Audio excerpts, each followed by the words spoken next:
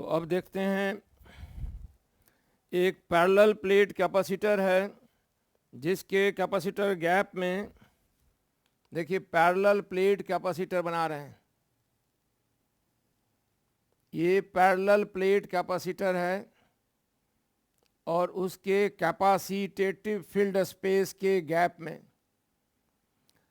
दोनों टर्मिनल से, इधर से भी इधर से भी, बैटरी को चार्ज करने के बाद डिस्कनेक्ट कर दिया गया है। After charging battery has been disconnected और इस गैप में एक डाइलेक्ट्रिक स्लैब राइटवार्ड निकलता हुआ या लेफ्टवार्ड, किसी भी तरह मान लें, राइटवार्ड ही मान लें, पार्शियली फील्ड स्पेस को ऑक्युपाई कर रहा है। 100% ऑक्युपाई नहीं किया है। जहाँ कंफ्यूजन हो मैसेज कीजिएगा, चुप नहीं रहिएगा। और ये स्पेस है जो डाइलेक्ट्रिक के अंदर है। तो ऊपर हम लिख देते हैं फोर्स किस पर, फोर्स ऑन डाइलेक्ट्रिक, सॉलिड का बात कर रहे हैं, slab partially occupying the capacitor gap, partially occupying the capacitor gap when the capacitor has been disconnected from the source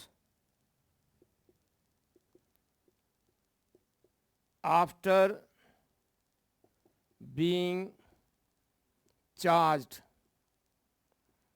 यानी हमने किया है कि कैपेसिटर को बैटरी टर्मिनल से जोड़ दिया, कैपेसिटर फुल्ली चार्ज हो गया, फुल्ली का मतलब जितना हो सकता था उस वोल्टेज के लिए, और उसके बाद बैटरी से डिस्कनेक्ट कर दिया। अब कैपेसिटर प्लेट पर चार्ज का अमाउंट कांस्टेंट हो गया। कैपेसिटर ये पॉजिटिव प्लेट बन चुका है, इस पर चार्ज का जो अमाउंट है वो कांस्टेंट है, क्योंकि किसी भी कैपेसिटर से चार्ज का एक्सचेंज तभी हो सकता है जब उससे सर्किट कनेक्टेड हो, और जब सर्किट से ही डिस्कनेक्ट हो गया तो बाहर से न चार्ज आ सकता है न जा सकता है। और इस टर्मिनल पर, CD टर्मिनल पर डेवलप्ड पोटेंशियल डिफरेंस जो होगा और AB टर्मिनल पर अप्लाइड पोटेंशियल डिफरेंस दोनों डिस्कनेक्ट हो चुका है। और CD टर्मिनल पर तो पहले इनिशियली चार्ज आ गया कितना, तो Q0, यहाँ भी Q0 और माइनस Q0 चार्ज आ चुका है। तो उस समय developed potential difference, developed potential difference किसके cross, across the capacitor terminal, across capacitor terminal, capacitor terminal के क्रॉस डेवलप्ड पोटेंशियल डिफरेंस है Q0/C। अब Q0 की मात्रा कांस्टेंट हो चुकी है, बाहर से Q0 का आदान प्रदान पॉसिबल ही नहीं है, क्योंकि Q0 जब भी सर्किट से आएगा कैपेसिटर में तभी जब क्या होगा, वो बैटरी से कनेक्टेड होगा, सर्किट से कनेक्टेड होगा, बैटरी जरूरी नहीं, सर्किट से कनेक्टेड होगा। जब सर्किट कनेक्टेड नहीं है तो चार्ज का एक्सचेंज पॉसिबल नहीं है, इसलिए चार्ज कांस्टेंट हो चुका है। अब डाइलेक्ट्रिक स्लैब को इंसर्ट करें या पुल आउट करें तो उससे कैपेसिटी बदलेगी। अब कैपेसिटी बदलेगी और चार्ज कांस्टेंट है तो क्या होगा, वोल्टेज, टर्मिनल वोल्टेज डाउन होगा या अप होगा। तो हम वो केस बनाने वाले हैं जब बैटरी से कनेक्शन टूट चुका है, तब का एनर्जी इक्वेशन लिखने वाले हैं। तो उस समय बाएं साइड में energy supplied exchange by the source, यानी ये फॉर्मूला था, ये था बाय द सोर्स, सोर्स से जो एनर्जी आती या जाती है, और ये है बाय द कैपेसिटर, और प्लस है DW। DW is work done on the dielectric slab during the process of pull out और पुल इन, पुश इन। जब हम डाइलेक्ट्रिक को अंदर भरें या बाहर भरेंगे, निकालेंगे, तो उस समय का वर्क डन DW। और कैपेसिटर की potential energy change DU capacitor, और इस पीरियड प्रोसेस में सोर्स द्वारा जो एनर्जी दी गई या ली गई वो है DU सोर्स। तो अब ये वाला टर्म जीरो हो जाएगा। क्यों जीरो हो जाएगा, क्योंकि बाहर से बैटरी डिस्कनेक्ट किया जा चुका है, कैपेसिटर चार्ज हुआ है लेकिन चार्ज करने के बाद बैटरी को डिस्कनेक्ट कर चुके हैं। तो बैटरी डिस्कनेक्ट हो गया, इसलिए बाएं वाला टर्म जीरो हो गया। तो बच गया क्या, D u capacitor plus D W work done on the dielectric slab. तो अब हम लोग लिख सकते हैं डी डब्ल्यू बराबर डी यू कैपेसिटर, और हम लोग लिख सकते हैं एफ बराबर माइनस साइन के साथ, बाएं आया ना, तो minus d u capacitor divided by D x. अब याद रखिए पिछले दिन जब पढ़े थे तो खासकर पढ़े थे कि अगर वोल्टेज कांस्टेंट है तो एफ बराबर होता था plus D you by D x, और जब चार्ज कांस्टेंट है तो एफ बराबर हो गया माइनस, ये कांस्टेंट है, समझें। जब चार्ज कांस्टेंट है तो एफ बराबर minus d u capacitor d x हो गया माइनस साइन के साथ, और जब वोल्टेज कांस्टेंट है तो प्लस के साथ, ठीक है। जब पोटेंशियल डिफरेंस कांस्टेंट है तो F equal two plus D u d x, और जब कैपेसिटर का चार्ज कांस्टेंट है, बैटरी से डिस्कनेक्ट किया जा चुका है, तब एफ बराबर minus d u d x. ये अंतर है दोनों में, वहाँ प्लस था यहाँ माइनस था।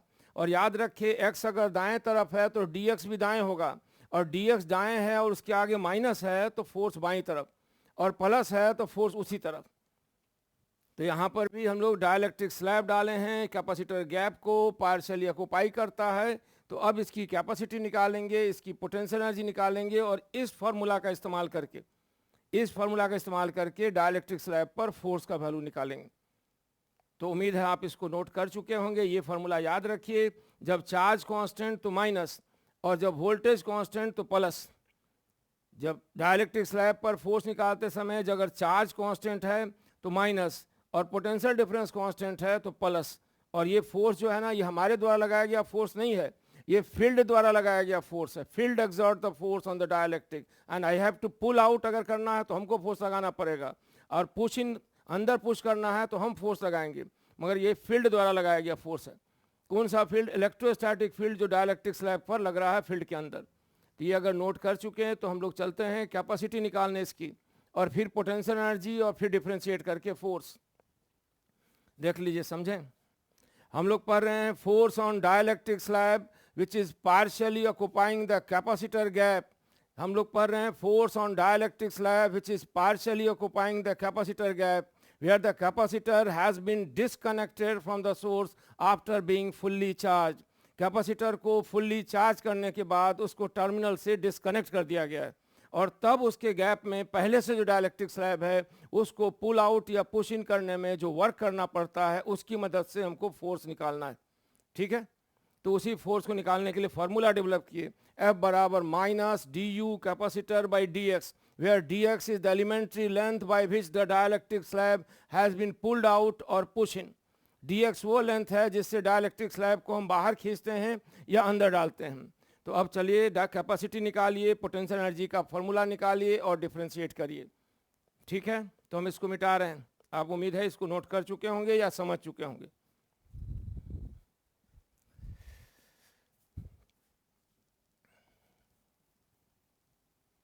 तो इस समय जब वह चार्ज है और x लेंथ दाईं तरफ है, l माइनस एक्स लेंथ अंदर है, ये जो है ना ये x है, ये x इसको लोकेट करता है, ये x है।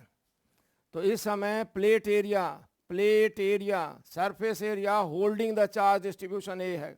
जब प्लेट एरिया बोलते हैं तो उस सरफेस एरिया की बात करते हैं जो चार्ज को होल्ड करता है, और होल्डिंग का मतलब आप जानते हैं charge has to be held, otherwise charge की नेचर होती है it always try to occupy the place with the farthest possible separation. और उसका प्लेट लेंथ, प्लेट की लंबाई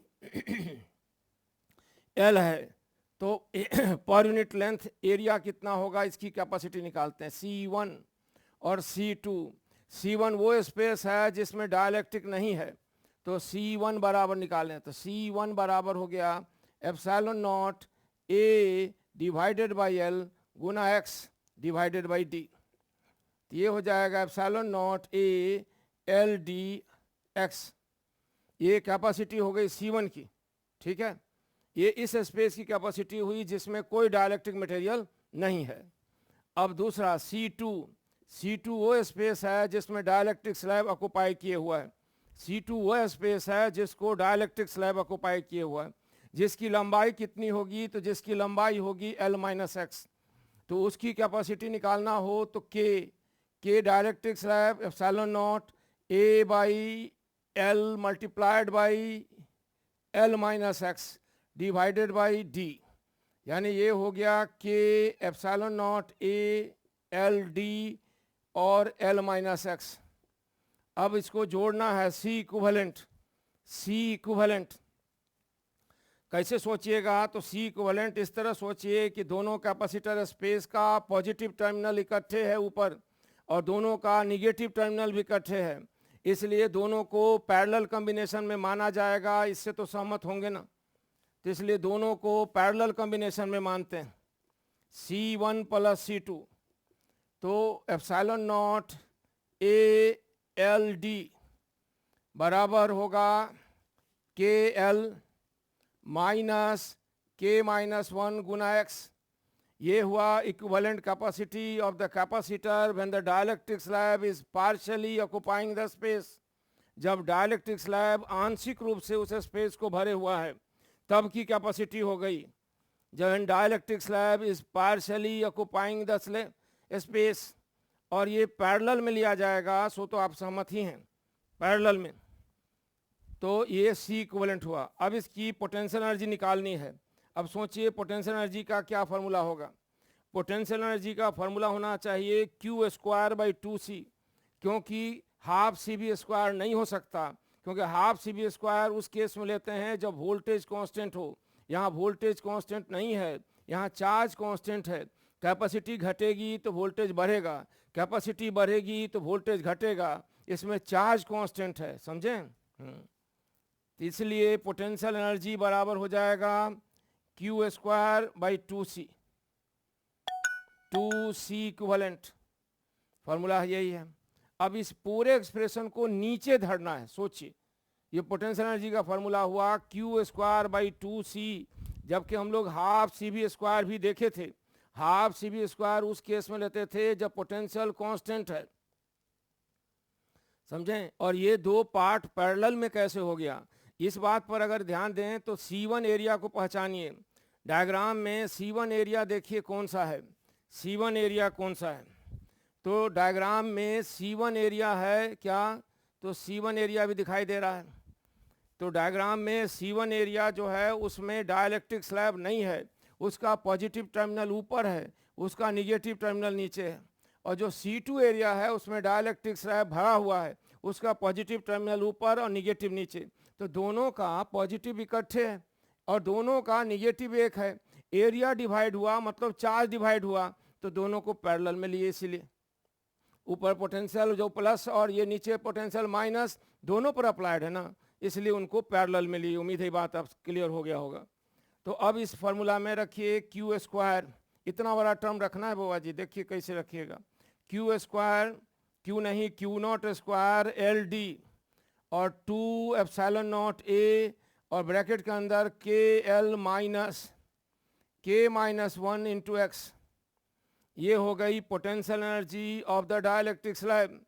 ये potential energy of the capacitor which has been charged to the level where the plate contains the charge Q naught and the battery has been disconnected from the source। और तब battery को disconnect कर दिया गया है, समझें। ये हो गई पोटेंशियल एनर्जी, और ये पोटेंशियल एनर्जी एक्स पर डिपेंडेंट है, दिखाई दे रहा है, ये एक्स पर डिपेंडेंट है। इसका मतलब ये हुआ कि डाइलेक्ट्रिक स्लैब को राइटवर्ड बाहर खींचेंगे तो एक्स का वैल्यू बढ़ेगा तो पोटेंशियल एनर्जी बदलेगी, एक्स का वैल्यू घटेगा तो पोटेंशियल एनर्जी बदलेगी। यानी पोटेंशियल एनर्जी का वेरिएशन डिपेंड करता है एक्स पर। ये एक्स है यहाँ देखिएगा। तो इसलिए हम फार्मूला इस्तेमाल करने जा रहे हैं फोर्स निकालने के लिए। कौन सा फार्मूला, तो F बराबर प्लस नहीं minus d u d x. F is the force बराबर minus d u capacitor d x, d u capacitor d x, ठीक है। अब यहाँ डिफ्रेंशिएट करना है, तो डिफ्रेंशिएट करेंगे तो ये माइनस साइन लिए और यहाँ हो गया क्यू नॉट स्क्वायर। तो Q not square L D 2 epsilon not a, और यहाँ ये पूरा टर्म नीचे है तो उसको ऊपर लाए, तो ऊपर लाएंगे तो -1 और महा ब्रैकेट के अंदर के एल माइनस के -1 एक्स और -1 देन -1, और अंदर जाइएगा तो plus minus k -1 multiplied by 1 bracket 1। देखिए आप डिफ्रेंशिएशन चेक कर लीजिए हम सही कर रहे हैं कि नहीं।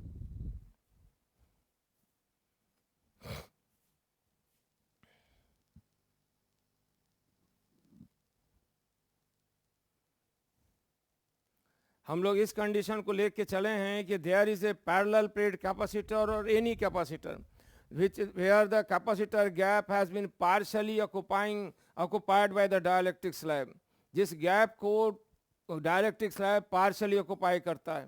The capacitor has been charged to the level where the plate retains the charge Q naught, and then the battery has been disconnected, and after disconnected, if the dielectric slab is pulled out or pushed in, there is a variation in C. For every variation of C, there must be corresponding variation of V because Q naught is constant. Under these conditions, the dielectric slab will experience a force, और उस force का value निकालने चले। ठीक है, तो force यहां आ गया, देखिए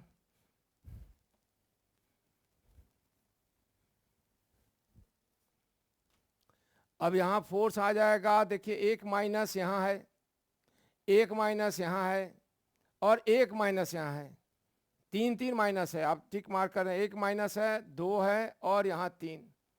तो माइनस माइनस एंड माइनस का मल्टीप्लिकेशन माइनस ही हो जाएगा। ठीक है ना, तो फोर्स बराबर हो जाएगा माइनस, और यहाँ लिखेंगे Q नॉट का square L D 2 epsilon not a, और ऊपर में लिखेंगे K -1 बस, और महाब्रैकेट वाला टर्म जो है KL माइनस K -1 x और पावर 2।